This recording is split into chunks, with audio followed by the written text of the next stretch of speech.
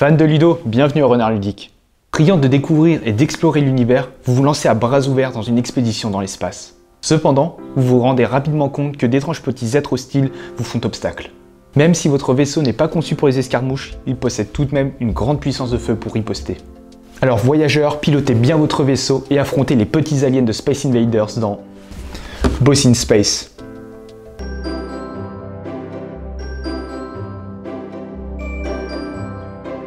Boss in Space est un jeu de programmation coopératif pour 1 à 5 voyageurs rappelant le tout célèbre jeu rétro Space Invaders.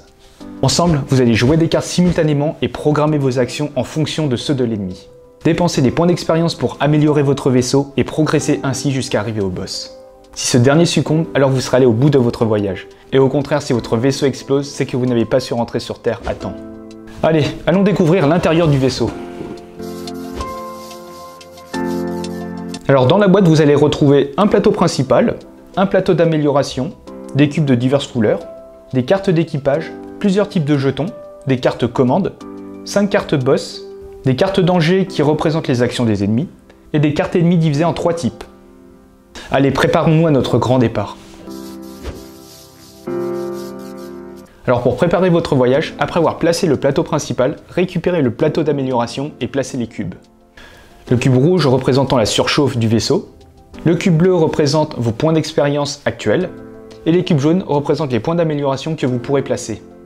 Placez 3 points de vie sur votre vaisseau, mettez de côté les 6 cartes avancées, vous n'avez pas encore le niveau pour les avoir, ces cartes sont reconnaissables avec ce symbole. Et mélangez le reste des cartes commandes. Distribuez 5 cartes si vous jouez à 2 ou 3 joueurs, et 4 cartes si vous jouez à 4 ou 5. On verra plus tard la version solo. Donnez un rôle d'équipage à chaque joueur, mais pas en solo.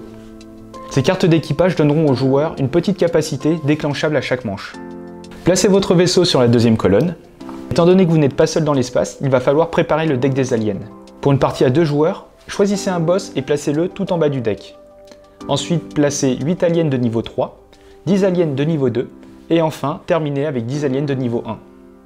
Mais malheureusement, à peine après avoir décollé, des aliens vous font déjà obstacle. Piochez les 4 premières cartes du paquet alien et placez-en un dans chaque colonne. On vient préparer le deck danger qui va représenter les actions de ces aliens. Et enfin, le capitaine de l'équipe vient recevoir sa médaille de premier joueur. Et vous êtes enfin prêt à partir à la conquête de l'espace. Chaque tour de jeu est divisé en 2 grandes phases. Vous avez une phase de danger où on va révéler les actions des aliens et chaque joueur va pouvoir choisir des cartes à jouer de leurs mains.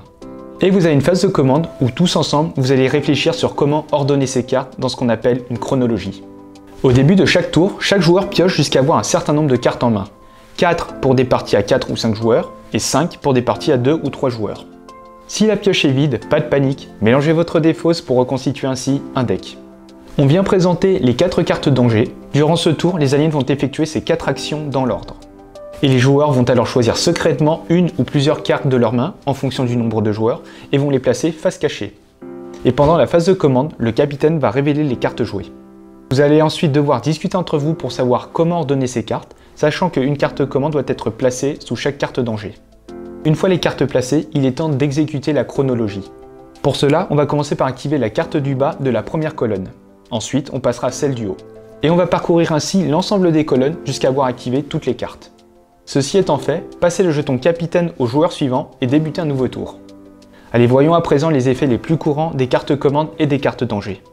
Concernant les cartes commandes, la carte déplacement vous permet de déplacer votre vaisseau soit à droite soit à gauche de 1 ou de 2 cases. La carte feu vous permet d'infliger un dégât sur l'alien juste en face de vous. Si une carte alien est détruite, alors vous pourrez récupérer les points d'expérience indiqués en haut de sa carte. Le missile permet d'infliger un dégât à l'alien le plus proche dans la colonne de votre choix. Vous pourrez avec le temps améliorer cette carte, permettant ainsi de tirer 2, 3, voire 4 missiles. La carte EMP permet d'annuler la carte danger qui se trouve juste au-dessus d'elle.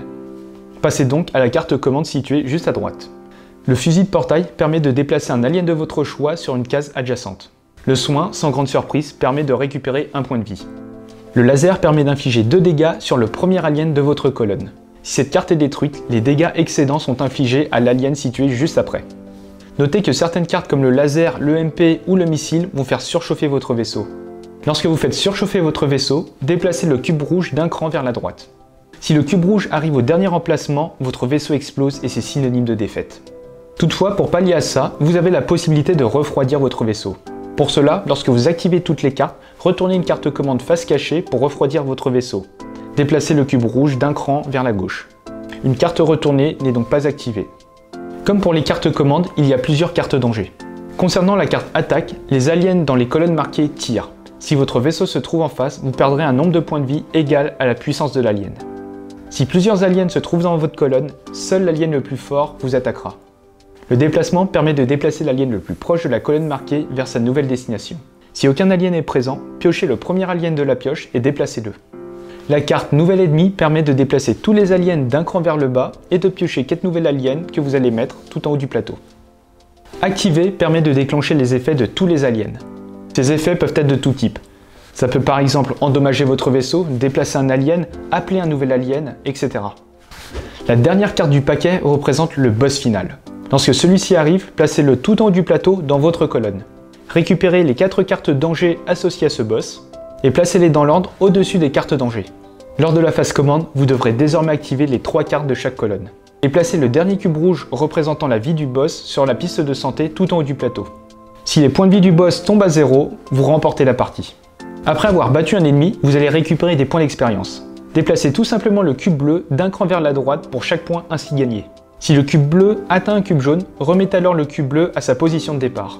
Prenez ensuite le cube jaune que vous allez placer sur l'un des emplacements d'amélioration disponibles.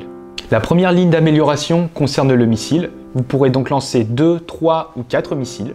La deuxième ligne va concerner le laser et le refroidissement du vaisseau. Vous allez donc pouvoir infliger 3 et 4 dégâts. Puis à chaque fois que vous allez retourner une carte, vous allez pouvoir refroidir votre vaisseau de 2 crans au lieu de 1. Sur la troisième ligne, vous allez pouvoir récupérer 2 cartes commandes avancées et les placer dans votre pioche.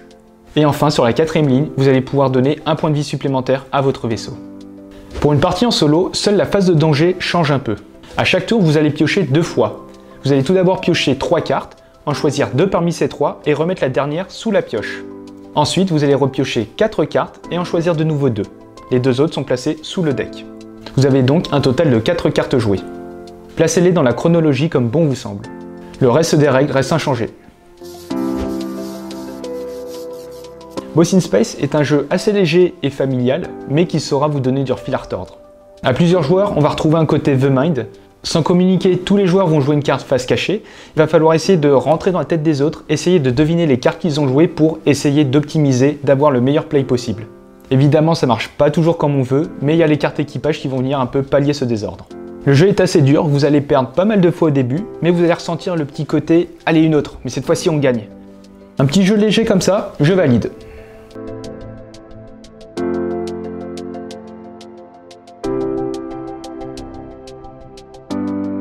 Et voilà, c'est la fin de cette vidéo. Vous savez désormais jouer à Boss in Space.